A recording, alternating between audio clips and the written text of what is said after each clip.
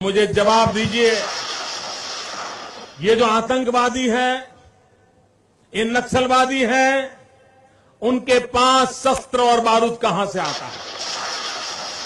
वो तो विदेश की धरती से आता है और सीमाएं संपूर्ण रूप से आपके कब्जे में है। सीमा सुरक्षा बल आपके कब्जे में है। मैंने उनको दूसरा सवाल पूछा। हमने कहा आतंकवादियों के पास धन आता है, हवाले से आता है, पूरा मनी ट्रांजैक्शन का कारोबार भारत सरकार के कब्जे में है, आरबीआई के अंडर में है, बैंकों के माध्यम से होता है।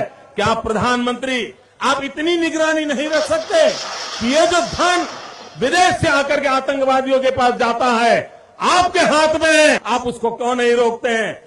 मैंने तीसरा सवाल उनको पूछा कि विदेशों से घुसपैठिए आते हैं, घुसपैठिए आतंकवादियों के रूप में आते हैं, आतंकवादी घटनाएं करते हैं, भाग जाते हैं। प्रधानमंत्री जी आप मुझे बताइए, सीमाएं आपके हाथ में है, कोस्टल सिक्योरिटी आपके हाथ में है, बीएसएफ सेना सब आपके हाथ में है, नेवी आपके हाथ में है, ये विदेश से घुसपैठिए कैसे घुस जाते हैं? मैंने चौथा सवाल पूछा, सारा कम्युनिकेशन भारत सरकार के अंडर में है। कोई भी अगर टेलीफोन पे बात करता है, ईमेल भेजता है, कोई भी कम्युनिकेशन करता है, भारत सरकार उसको इंटरप्ट कर सकती है।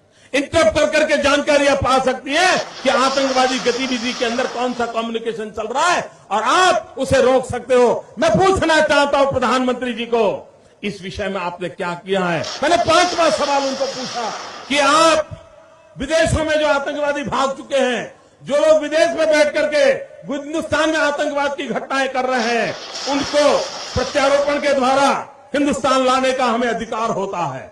आपकी विदेश नीति में वो क्या ताकत है? एक बार इन पांचों चीजों पर कुछ करके दिखाइए, आतंकवाद जड़ मूल से उखड़ जाएगा। राज्यों के अधिकार हथिया करके राजनीति के करने के खेल छोड़ दीजिए। भाइयों बहनों, दिल्ली की सल्तनत के पास मेरे इन सवालों के जवाब नहीं है। दिल्ली की सरकार में वो सीना नहीं है, 46 इंच का सीना लगता है दोस्तों, तब जाकर